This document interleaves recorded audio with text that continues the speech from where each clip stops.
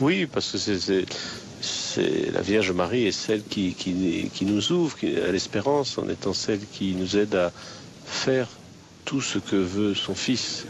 Et nous allons laisser le Saint-Père et le Premier ministre s'entretenir publiquement.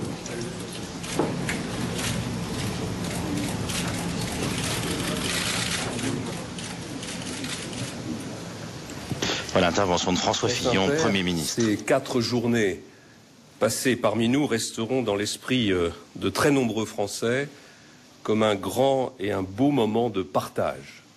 Partage d'émotions, de réflexion et d'espérance. Je veux vous dire, très Saint-Père, que votre venue, mais vous vous en êtes rendu compte, a suscité un élan populaire. De Notre-Dame de Paris à l'Esplanade des Invalides à Lourdes, votre bonté s'est répandue sur une immense foule, joyeuse et attentive à votre message. Avec la communauté catholique, nos concitoyens de tous âges, de tous milieux sociaux, de toutes origines et de toutes confessions se sont rassemblés avec beaucoup de ferveur. Votre visite a été pour la France la confirmation d'une longue amitié.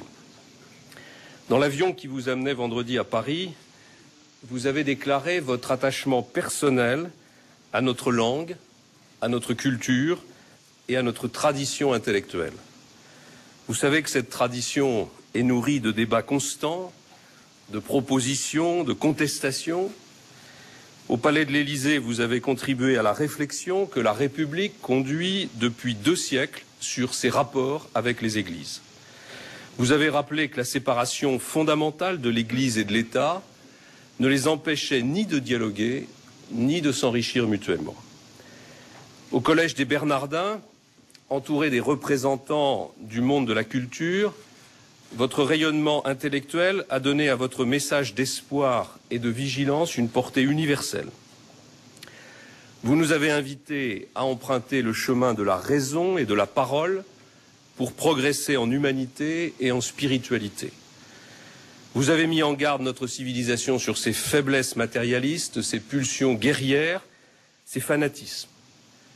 Vous en avez appelé à l'Europe humaniste et à son héritage chrétien. Votre exigence aura approfondi notre regard sur la condition humaine, sur ses devoirs éthiques, sur son mystère. Très Saint-Père, c'est la République, celle des croyants de toute confession, mais aussi celle de ceux qui doutent, qui cherchent ou qui ne croient pas, qui a été invitée à une méditation collective. Et cette méditation est à l'image d'une laïcité ouverte et réfléchie. La République, profondément laïque, respecte l'existence du fait religieux. Elle apprécie la part de la tradition chrétienne dans son histoire et dans son patrimoine culturel et immatériel. Je crois, très Saint-Père, que ceux qui vous ont écouté se sont pris pour vous d'une affection très sincère et qu'ils saluent la simplicité avec laquelle vous avez invité chacun à se tourner vers la meilleure part de lui-même. La France vous regarde partir avec émotion et avec gratitude. Au milieu des crises et des inquiétudes, votre visite fut un moment de paix et de fraternité. Au milieu des tensions internationales, elle aura été l'occasion de rappeler notre opposition commune au fanatisme, aux violences, aux discriminations. À l'aube d'un nouveau siècle, votre visite nous invite à conjurer nos peurs et à mobiliser le meilleur de notre humanité au service de l'avenir. Très Saint-Père, les Français vous sont grés d'avoir ainsi contribué à entretenir une espérance partagée.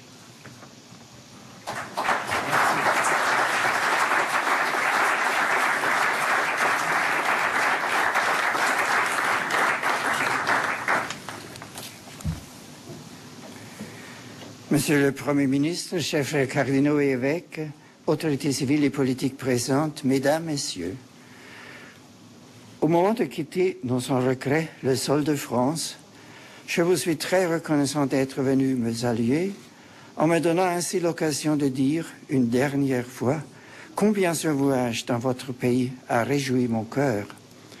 À travers vous, Monsieur le Premier ministre, je salue Monsieur le Président de la République et tous les membres du gouvernement, ainsi que les autorités civiles et militaires qui n'ont pas ménagé leurs efforts pour contribuer au bon déroulement de ces journées de grâce. Je tiens à exprimer ma sincère gratitude à mes frères dans l'épiscopat, au cardinal 23 et à Monseigneur Perrier en particulier, ainsi qu'à tous les membres et au personnel de la Conférence des évêques de France. Il est bon de se retrouver entre frères. Je remercie aussi chaleureusement Monsieur le maire et les municipalités de Paris et de Lourdes. Je n'oublie pas les forces de l'ordre, tous les innombrables volontaires qui ont offert leur temps et leurs compétences. Tous ont travaillé avec dévouement et ardeur pour la bonne réussite de mes 4 jours dans votre pays. Merci beaucoup. Mon voyage a été comme un diptyque. Le premier volet a été Paris, ville que je connais assez bien et lieu de multiples rencontres importantes. J'ai eu l'occasion de célébrer l'Eucharistie dans le cadre prestigieux de l'Esplanade des Invalides. J'ai rencontré un peuple vivant de fidèles, fiers et forts de leur foi, que je suis venu encourager afin qu'ils persévèrent courageusement à vivre l'enseignement du Christ et de son Église. J'ai pu prier aussi les vêpres avec les prêtres, avec les religieux, les religieuses et avec les séminaristes. J'ai voulu les affermir dans leur vocation au service de Dieu et du prochain. J'ai passé aussi un moment trop bref, mais combien intense, avec les jeunes sur le parvis de Notre-Dame.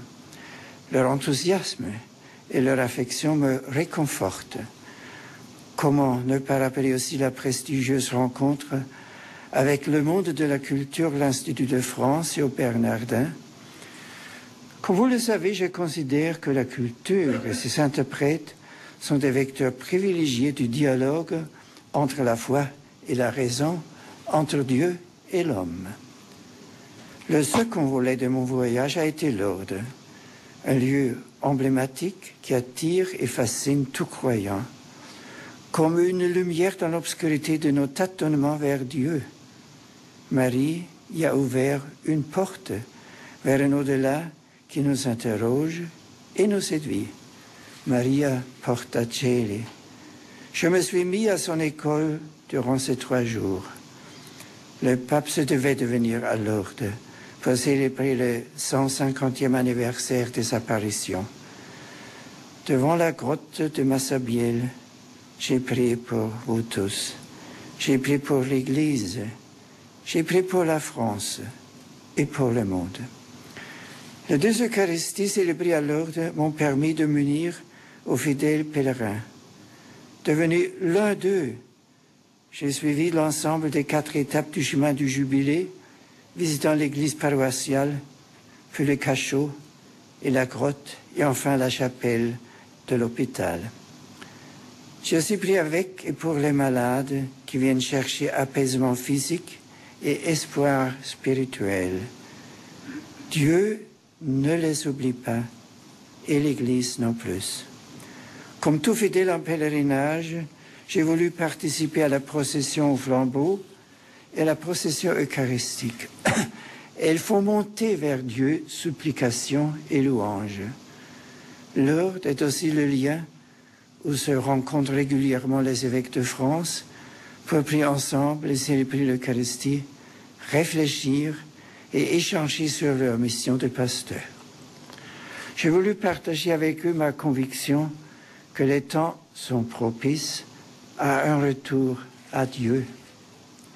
Monsieur le Premier ministre, frères évêques et chers amis, que Dieu bénisse la France, que sur son sol règne l'harmonie et le progrès humain, et que son Église soit le levain dans la pâte pour indiquer avec sagesse et sans crainte, selon son devoir propre, qui est Dieu. Le moment est arrivé de vous laisser. Peut-être reviendrai-je dans votre beau pays, j'en ai le désir, un désir que je confie à Dieu. De Rome, je vous resterai proche, et lorsque je m'arrêterai devant la réplique de la grotte de Lourdes qui se trouve dans les jardins du Vatican depuis un peu plus d'1 siècle, je penserai à vous. Que Dieu vous bénisse. Merci.